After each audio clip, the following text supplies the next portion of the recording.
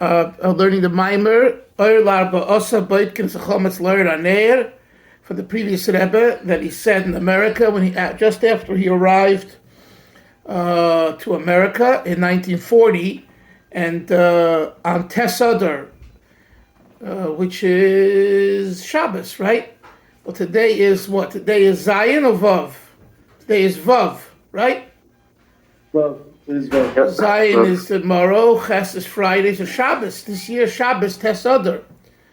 The previous Rebbe, 82 years ago, came to America to settle.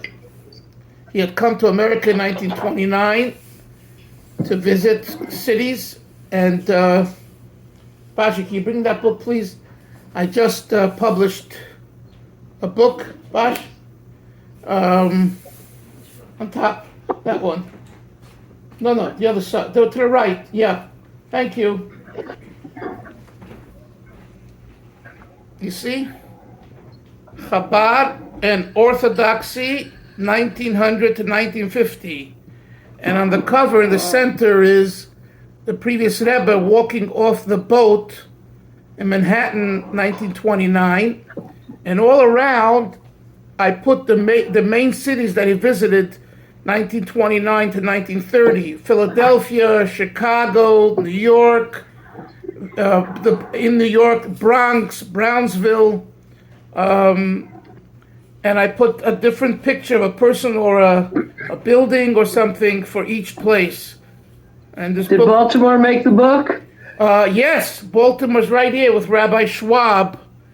Although I didn't write much about Rabbi Schwab, but I wrote about, I did write about Baltimore. It was a major, I think 2 to 3 weeks he was there, the Rebbe, in 1930, January of 1930. The book was endorsed by Professor Jonathan Sarnoff, Brandeis University, who is the expert on American Orthodoxy, or American Jewry, I should say. So he wrote me a very nice letter. He said,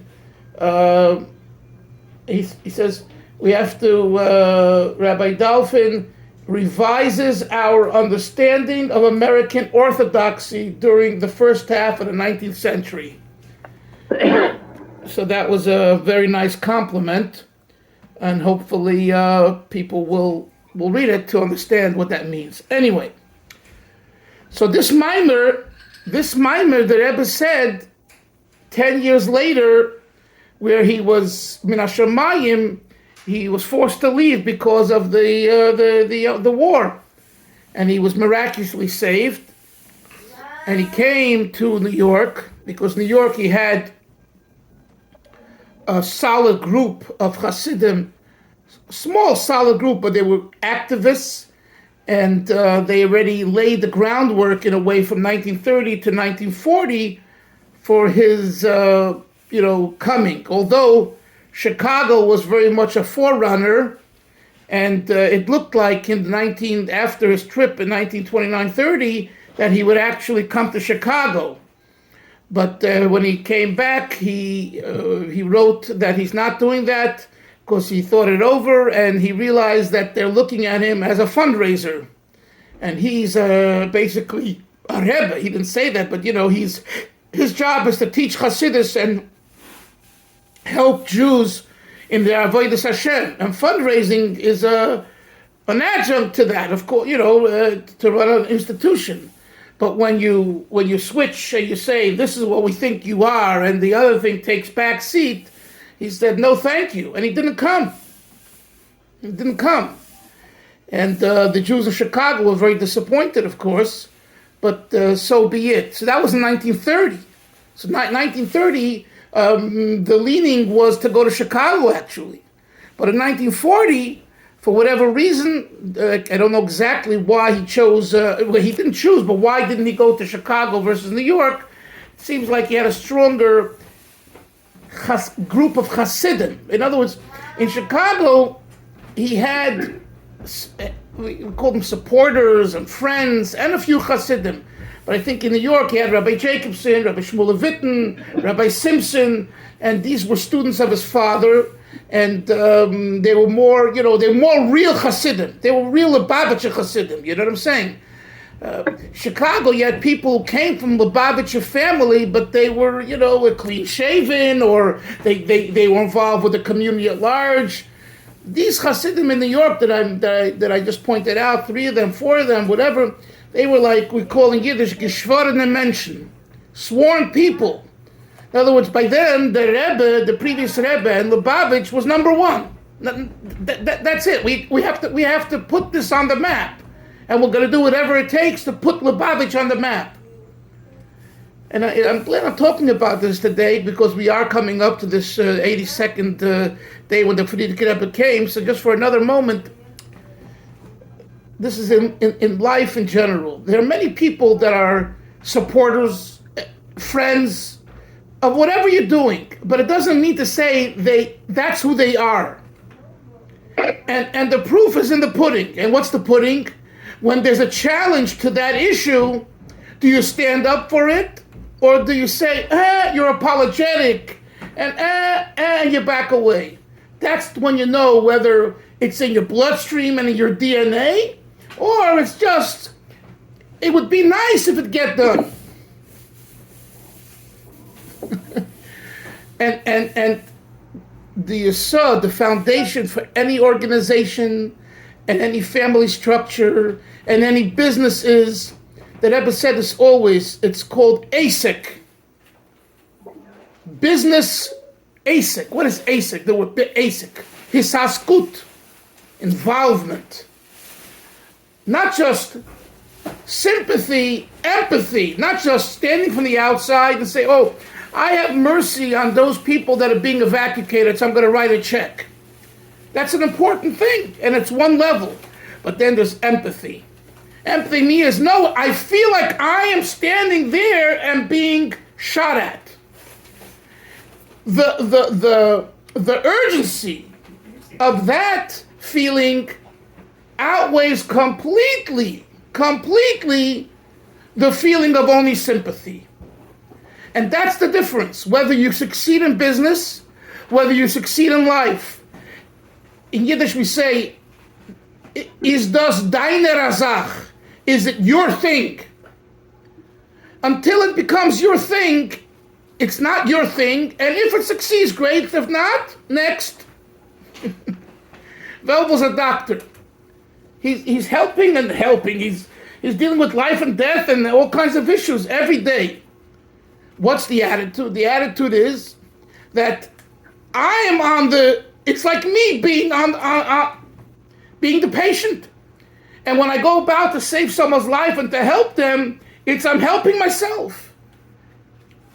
That's the commitment of any, professional to what they believe in. And if not, it's just a job.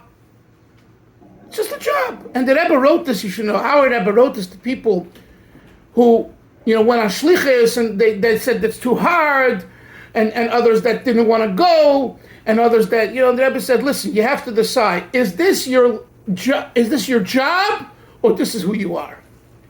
And this is the connection to today's situation, when we're experiencing these difficulties and these hardships, which Hashem will come to an end very shortly, because we know that Hashem doesn't slumber, doesn't sleep, and is watching us carefully. So this requires commitment. And this is what the Maamar began to tell us, getting back to the Maamar now, that when you want to search for your chametz, when you want, not when you want to, when you have to, Pesach is coming, and there's an issue of chametz. And what is chametz? Ego, haughtiness, jealousy, anger, and everything else that comes on that full plate of maladies. Comes along the Rebbe in this Maamar that he said 82 years ago, and he says that you have to search with a candle, with the light of a candle, because the Mishnah says, Or lArba. Velvel, the Rebbe asked a very strong question. I want to know if you really ever asked yourself this question. And if you say yes, you'd surprise me. Why doesn't it say lArba? the night of the 15th. It doesn't say la'arba osir. It says or la'arba osir. And the Rebbe in the shir that we had yesterday, the end of page 150, in the last chapter, the 159, the end of the first chapter, the Rebbe points out, the previous Rebbe points out that it's specific why the Mishnah says or. Because the way you deal with searching for chametz, for maladies, for character flaws, and everything else that goes along with it, you have to do it with light. Not with morbidity and negativity and criticism that's based on your ego, but with genuine truth. You know, I heard once that, Hillel, if you don't mind, Yoni, both of you can mute yourself, please. I heard once that there was a famous mashpia in Lubavitch in the last century, Rabbi Nissen Nemenov. He was the mashpia in the Chabad yeshiva for years in Brunois, France. He was a very Hasidic Jew, and he really had strong Kabbalah soil. His messer that he brought to the table until today was Kabbalah soil. You know, to the point where you just accept and you do and you don't deviate, like a soldier. And he was in that area, he shined above anyone else. In other words, there are people who knew more Hasidus than him. He knew Hasidus, but people knew more, understood more. But in this area, he outshined them. And when it came to a Farbrengen, and there were people sitting who were 20 years older than him, they kept quiet and they listened to him. Because they knew that to follow obediently, like with such an attitude of a soldier and not deviate an iota, they couldn't do that. It's the hardest thing. It's the hardest thing. 1 second, Yonason, 1 second, one more point. In yeshiva, what was the hardest thing in yeshiva? We talk about Morristown and yeshiva, about it. The hardest thing was to be on time at 7:30 a.m., not 7:31 a.m. Chassidus started at 7:30 to be the 7:30. If you came 7:31, although it's only a minute late, you didn't follow the exact schedule that the Lubavitch Yeshiva and Lubavitch Rabbeim set for the yeshiva. Now, to master being in the Beis Medrash every morning at 7:30, exactly, that is an avodah. That's a hard job. And one who did that excelled in Kabbalah soil. And that's what we're talking about. And you'll say, what's the big deal, Velvel? What's the big deal if I come 7:30, 7:31? So the Rebbe already addressed it by just showing that's the way it should be. In 1944, when the Rebbe lost his father, Rebbe Levi Yitzchak, and he was saying Kaddish, he came to the Gabbai of 770, I think Rabbi Yochanan Gordon, Rabbi Josh Gordon's father, Zayda, his grandfather, and he asked him, what time is Shachris? During the week, I think during the week, because the Rebbe would go to the Brooklyn Navy Yard. He was, rendering architectural drawings for the ships. You know, he had a background in civil engineering, etc., electrical engineering, whatever the case. Anyway, so Rabbi Gordon said 8. It said 7:30, 7:35. And the Rebbe turned to him and he said, which one is it, 7:30 or 7:35? What's the difference? 5 minutes. What's the difference? The answer is that in those 5 minutes, it shows whether you're plugged in or you're plugged out. But it's only 5 minutes. You're right. But it shows on what's going on inside. In other words, if this is the time, my body gravitates towards it because I can't be without it. If it's not so deep within me, then 7:30, 7:35, and guess what? Then it ends up being 7:45, and then let me go to Yonason had a point. Where's Yonason? Yeah, go ahead. 2 points. The Baba Sadi used to go to France to be with a mashpia, because he saw so much specific over there.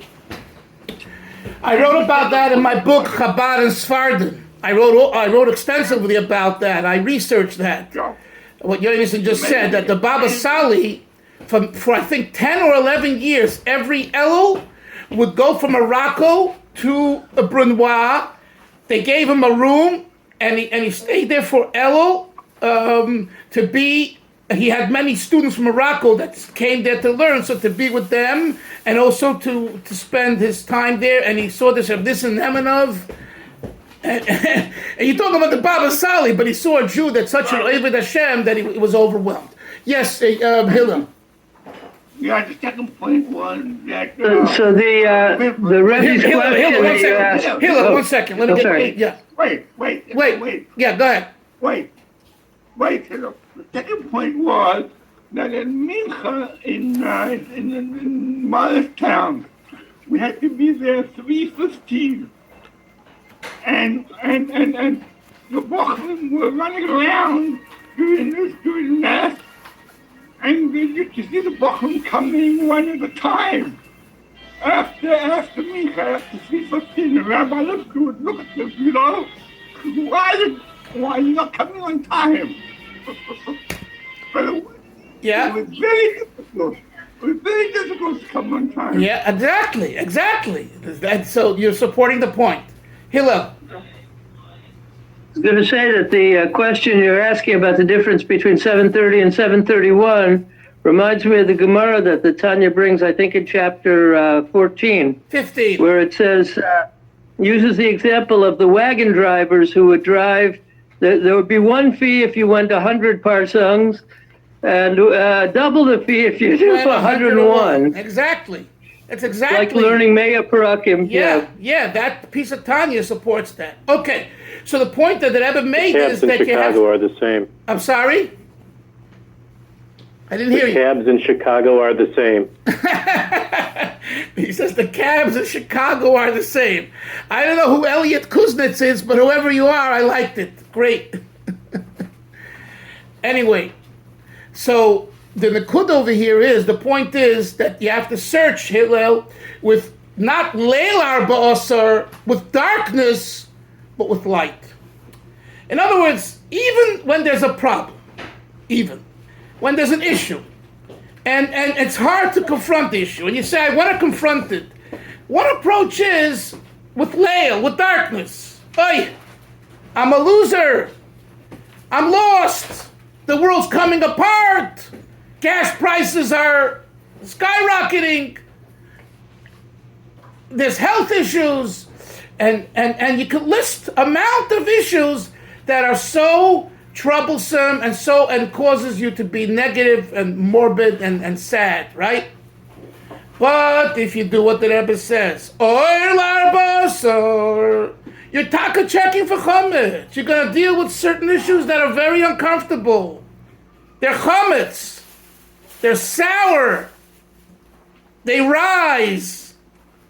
Excuse the expression. They stink. Okay? You don't like it. You don't want to be part of it, but you have to go about it with Or. And that itself, and this too reminds me, since Volzano, the Rebbe writes to doctors over and over, half of the cure is the attitude of the doctor towards the patient. The Rebbe writes that. And it's so true. God forbid someone who's dying, and medically, that's the way it is, right? Hashem can perform a miracle and save the person, but medically there's no chance. The fact that a doctor talks with that patient and family in a healthy way, in a hopeful way, that brings more life as long as that person is alive, and for the family as well. So it's so important, even though it's chametz, it's death, it's destruction. Or lArba. This was a brief 1-2 punch, I would say, that the Rebbe said in the previous chapter at the end. He said another point, made a great point at the end. The Gemara Psachim says there's a contradiction. On one hand, the Torah says 7 days you should not have chametz, and on the other hand, it says Barishain, on this first day, implying that the first day is the day when you are to get rid of chametz. Well, how can I get rid of chametz on the 15th of Nisan if I'm not allowed to have chametz for 7 days, including the 15th? I'm not allowed to have it in my possession. So what do you mean I should burn it on that day? And this is a question of the Gemara. And the Gemara answers, from here we know that the word barishon in the Torah doesn't refer to the 15th, it refers to the 14th. And the Torah is giving the 14th the virtue of the 15th in that you should obliterate to burn your chametz on the 14th. And that's how we know that we are to do bir chametz, not on the 15th, which is Yom Tov, but on the 14th. That's a Gemara. That's not Chassidus. What the Rebbe took from that is that somehow the 14th is called Rishon. That's an amazing thought. Because here you are, let's picture ourselves, in 5 weeks, is Pesach or so? We're tired. We're frustrated. We probably had some show of bias issues, wrangling with our wives and them with us, and cleaning like we discussed, what Yoda mentioned the other day. And finally, no more chametz. No more this, let me relax. No, burn the chametz. Today you gotta burn the chametz. So the Torah says, I call this day Rishon. And if you can burn the chametz on Erev Pesach, that means you're still dealing with the final issue of getting rid of chametz. You're a Rishon. You're a top man. You're a great guy. You're the first. Because you show this inner koyach to overcome a problem that's just been lingering and lingering and lingering, and you never wanted to confront it, and you wanted to just stay back. Let's learn now a little bit inside chapter 2. Omnam zeh gufat tzarich lahavin, says the Rebbe, but this itself needs clarity. Halechiluke hasmanim deleel v'yoyim la'arba asur hu b'yoyim echad shu b'tzurif b'shnei manim v'layla v'yoyim. A day is comprised of day and night, which have two different sirufim, meaning the combinations of God's forces as it is at night is different than day. Vayihi erev, vayihi vaiker. That means 24 hours has two components, Moshe. Evening, night, erev, and vaiker. Yoim echad, Avram making it one day. She'erev vaiker hem yoim echad. Night and day are one day of 24 hours. As the saying is, there isn't a day, there isn't a yom that doesn't have a night with it. If there's night, there's day, right? What do we say in good old philosophies? Yin and yang, up and down, positive and negative, night and day, good and bad, peace and war. As long as we're alive, we have these things before Mashiach comes. When Mashiach will come, the Avodah will be from good to better. But until Mashiach comes, it's Yom v'Layla, Layla v'Yom. Im kain, if so, ma'u ha'hevdel beinayim. What's the difference? That the night of the 14th we call Or la'Arba, light of the 14th.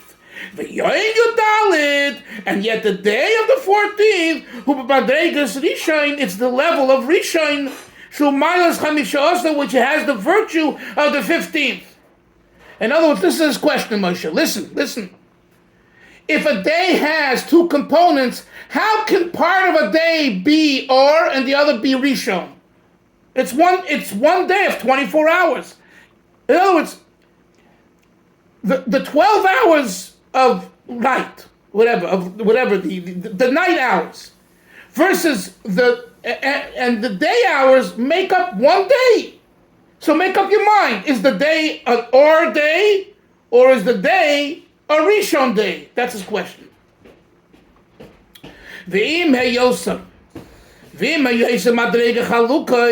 although that they are different experiences, he named Shneim b'yoyim echad arba aser, both come together on the 14th, on one day. So, one second, Yonis. In other words, the Rebbe is saying, we need to understand this. It's a question. He says, granted we've proven that the night of the 14th is called Or. The day of the Arba Asr is called Rishon. But the Rebbe says, I need to understand this. How is it that within 24 hours, you have two experiences? And yes, we have night and day, but seemingly it would be one experience shared by night and day. And the implication, based on what we're learning here, is otherwise. So the Rebbe wants to clarify that. Yes, Yonason. I wanted to know what the nafkamina is, whether it's Rishon or Or. Wait. Okay. That's what we're learning the Maamar. Yeah, I know, but what's the implication? Rishon means... Rishon. Well, first of all, begin with kipshutai. Rishon means first. Rishon l'sheni. Or means light. Right. It's two different things. Okay, can you have a Rishon that's dark? Can you have a Rishon that's dark? Yes. Yes. So simply speaking, for now, you can answer your question with that you can have a Rishon that's dark, that's problematic, and you can have and you can have an Or that's light, but it's not the first, it's second. Right? For example, many times initially in the beginning things are dark, and then as we work them out, they become light. But it's not Rishon, it's not first. In other words, there's a virtue to Rishon. I'm glad you brought this up, Yonason. There's a virtue to Rishon, to being the first, and there's a virtue for light. But they aren't one and the same, at least not at this point. Rabbi, Yes. Just one thing, something additionally to what Yonason was saying. Don't we hold? I mean, I think we talked about this many months ago about how the day in Yiddishkeit starts at night. Okay, and therefore right? what? And therefore what? I don't see the nafkamina. I don't see the nafkamina. Shabbos starts at night. Yom Tov starts at night. Yes. The Dikas Chametz, which brings us to beer Chametz, starts at night. Basically, okay, but it's called Or. It's called light. And the day the Gemara is calling Rishon. In other words, your question is the Rebbe's question here. Since it's all one day, then why divide it into two different concepts and ideas? Or versus Rishon? That's his question. So, both you and Yonason and all of us will have to wait for an answer. Let's continue a little bit. He says, the idea is the hine bedikas chometz ubir chometz heim shnei heim hine shneim heim ayde gilui oir. Whether it's searching for chometz or burning chometz, both of them come through gilui oir, through revelation of light. Like I've been telling you, that both the process of searching for the issue, analyzing the issue, and then getting rid of the issue are done with light. Elo sheim chalukim, next page, 160. Elo sheim chalukim b'madregosum.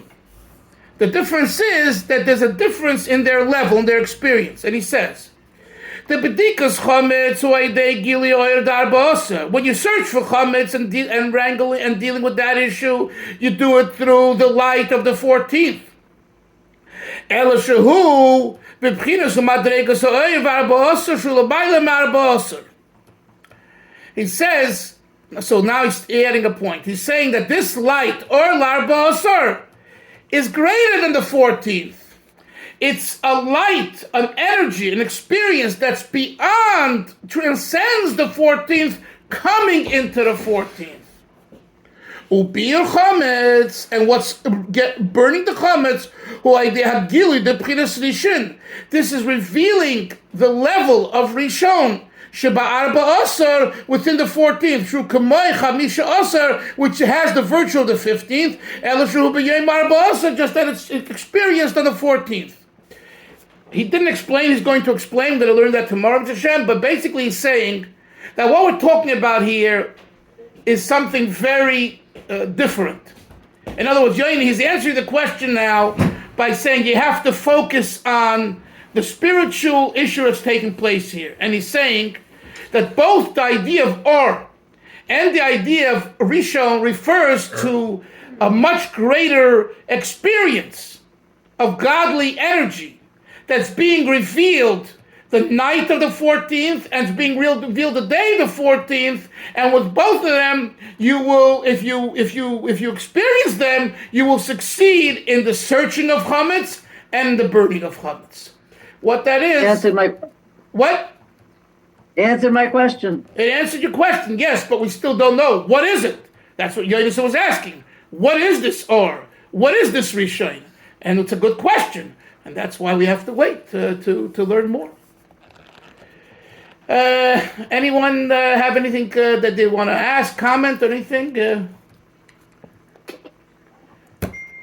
So, are we ready? Are we ready for big revelations on Purim? You gotta be ready, guys. You gotta. It's what's the date? Today is Wednesday, and right next Wednesday night is Megillah night. 1 week. Yeah. So make sure that all the people, your neighbors who might be by themselves, have a place to come to a suda and do the mitzvahs. Don't think because it's Ramat Bet Shemesh and they're mostly from Yidden and all that. Believe me, there are people who are homebound and they can use a smile, and you don't have to run. Talk about doing outreach. Could be your neighbor in your building. You go down, you say hello, you say l'chaim. You bring that simcha to them, and you've done a great thing. I remember We're doing a suda still, Rebbe. Oh, beautiful! We're doing. I remember when my mother Shalom was in the hospital here in next to Kings County. They have downstate. It wasn't So a husband and wife. He's actually a psychologist, Chabadniks, and they live nearby. And they came dressed up, and he played an instrument. I was coming to visit my mother, and they came out, and they looked. It was Purim, and this isn't a Jewish neighborhood, where downstate is. And it was so warm to see that they didn't tell anyone. They just husband and wife. It's Purim, and they want to do something for another Yid. They knew my mother. They knew that she wasn't well, so they went there to perform a little bit for her. What I'm saying is that, sometimes you need to be sent somewhere, or told to go somewhere. You need a grandiose situation. Then there is the dvarim pnimiyim, that you don't need. We know we have neighbors and people down the street and an old age home. I don't know if that on Dolev, if that big building was already built, that old age that Bati Ovis, is it built yet, Moshe, or not? Yeah, it's built, and actually, the first people are actually moving in this week before Shabbos. Ah, wow. Mazel tov. That was a massive, yeah. So again, those are probably more people who are, right? It's like assisted living. Is that the idea of assisted living home? No. Yeah. No, it's not. like- It's not. No. So what is it? It's not. What is it? It's like over 55. It's just relatively. The Florida over 55 communities. Yeah. They get the cash. a lot of parents of children in the neighborhood. Okay. Anyway, Chevra, we have our work cut out for us. Everyone have a great day. We'll see everyone tomorrow. Thank you. Bye bye. Take care. Thank you. Thanks. Good.